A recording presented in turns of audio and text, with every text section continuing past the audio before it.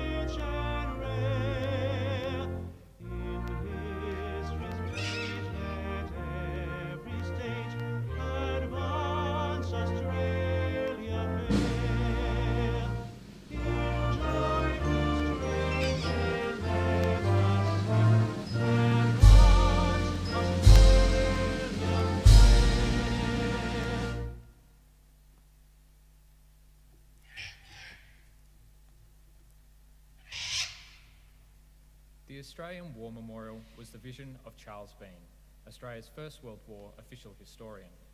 Bean landed with the Australian troops on Gallipoli and stayed with them at the front through to the end of the war. The idea of this national memorial and museum came to him at Pozières, France, in the depths of the bloody fighting of 1916. Bean's idea was that this would be a place where families and friends could mourn loved ones buried in faraway places. It would also be a place that could help all Australians understand what these men and women had endured and what they had done for us. Bean's vision, to which we remain true, is best expressed as inscribed in the entrance to the memorial's galleries.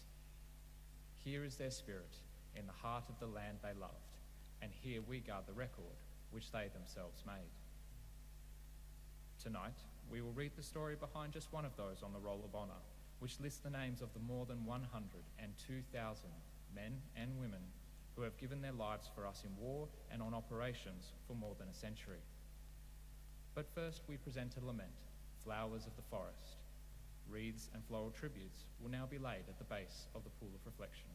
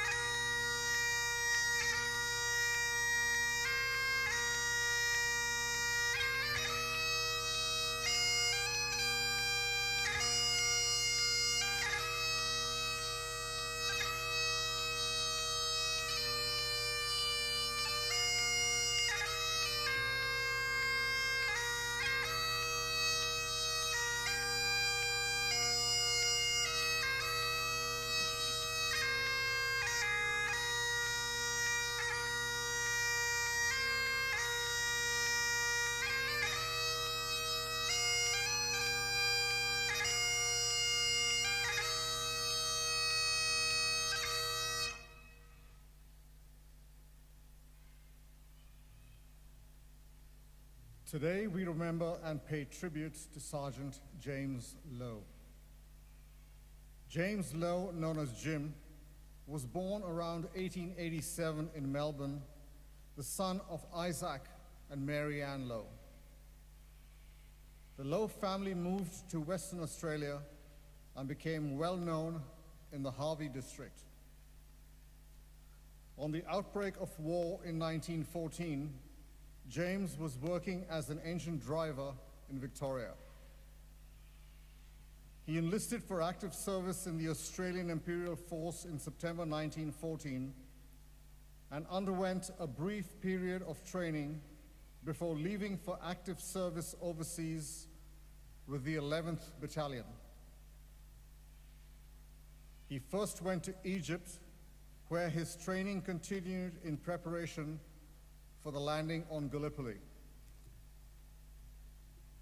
At 4:30 a.m. on the 25th of April 1915, the 11th Battalion landed on Gallipoli under heavy rifle and machine gun fire.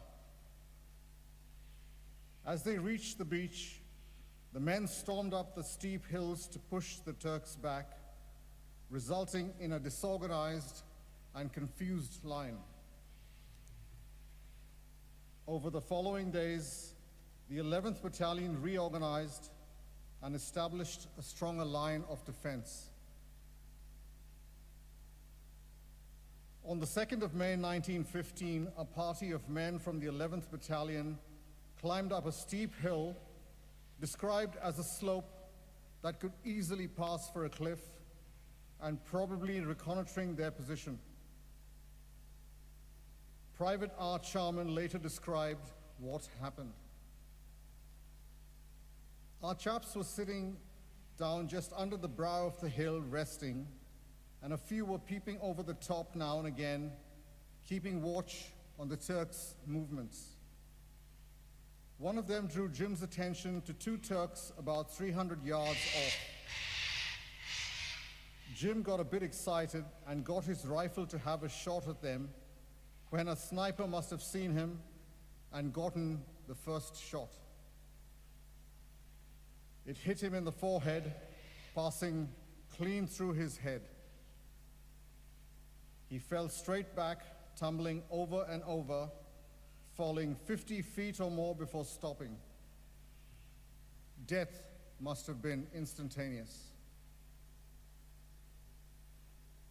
Charman reported that Sergeant Jim Lowe was buried near where he fell, but his grave has since been lost, and today he is commemorated on the Lone Pine Memorial on the heights above Anzac Cove. After publishing an account of how Jim died in the local newspaper, the Lowe family stopped responding to further requests for information regarding Jim's grave or next of kin. Jim Lowe was 27 years old.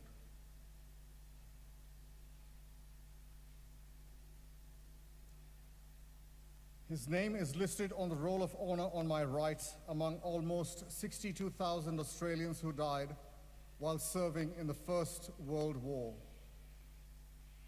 His photograph is displayed today beside the pool of reflection. This is but one of the many stories of service and sacrifice told here at the Australian War Memorial. We now remember Sergeant James Lowe, who gave his life for us, for our freedoms, and in the hope of a better world.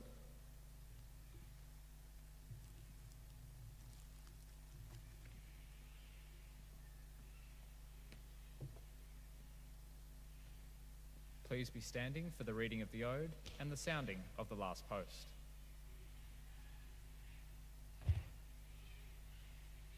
They shall grow not old, as we that are left grow old. Age shall not weary them, nor the years condemn.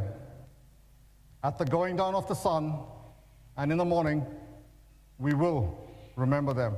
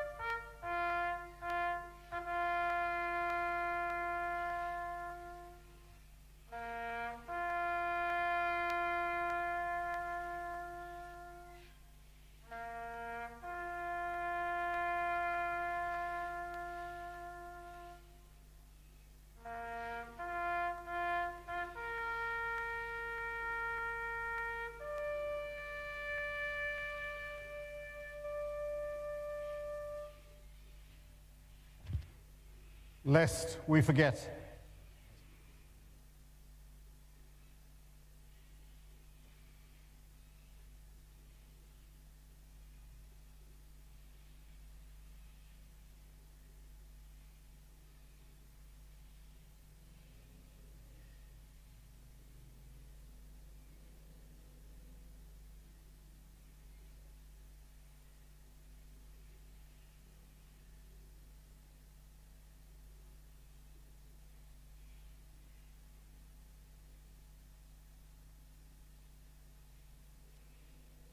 We leave you this evening with the words of the memorial's founder, Charles Bean. Many a man lying out there at Pozières or in the low scrub at Gallipoli, with his poor, tired senses barely working through the fever of his brain, has thought in his last moments, well, it's over. But in Australia, they will be proud of this. Ladies and gentlemen, girls and boys, that concludes the last post ceremony. We thank you for visiting the Australian War Memorial and wish you all a very good evening. Thank you.